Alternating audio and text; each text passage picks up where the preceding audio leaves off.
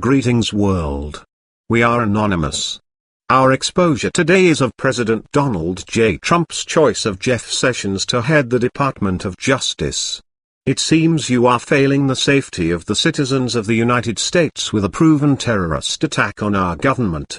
The battle by Jeff Sessions against legal marijuana is hypocrisy to the opiate epidemic running rapid, created by the government and the pharmaceutical industry, intentionally over the years. Jeff Sessions took more than was legally allowed from Camel cigarettes during his 1996 Senate election. Sessions was later involved in what was named the Master Settlement Agreement. This was a settlement with R.J. Reynolds and the big tobacco companies during the late 90s, and Sessions favored big tobacco. There is well-documented proof of this in the University of California's archives.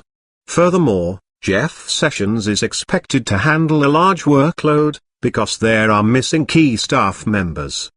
The persecution of WikiLeaks founder Julian Assange, and anyone else a threat to governmental exposure of weakness and criminal acts by the Department of Justice seems to be another act of terrorism, as if you are following previous administration tactics. Though some of your promises have been acted upon, your protection of the state of Florida continues in fear of your reputation and being accepted by political parties rather than the citizens of the United States.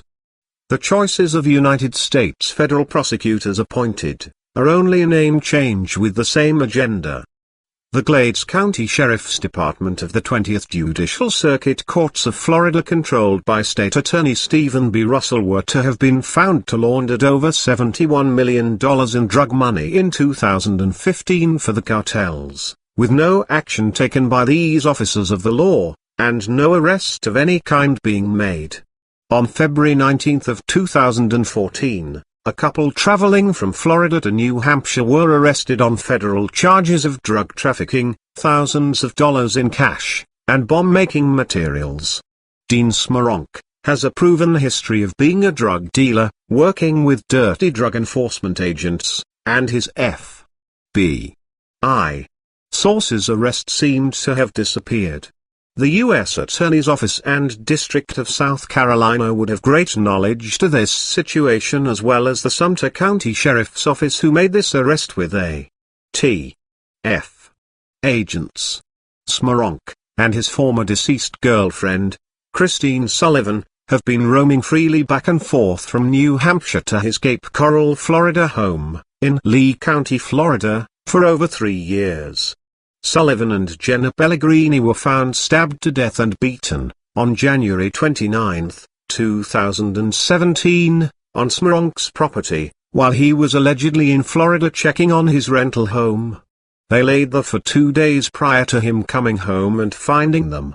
These murders were related to the drug cartels, as Smoronk allegedly was out on bond on federal charges, and had been traveling out of the country as well. Attorney General Pam Bondi, and Governor Rick Scott, whom plead the Fifth for Medicaid fraud 75 times prior to his being elected as governor, are alleged to be close friends of yours.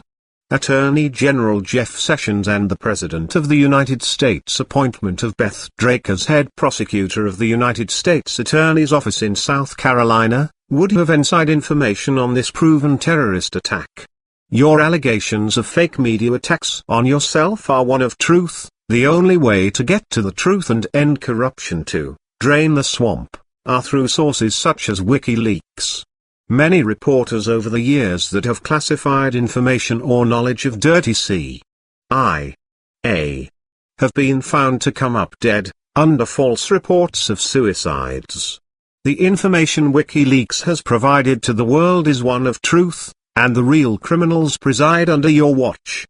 One should not be persecuted or retaliated against for bringing information of proven misconduct by high-powered government officials that are in place to protect the citizens of the world. We are the Anonymous Legion. We do not forgive.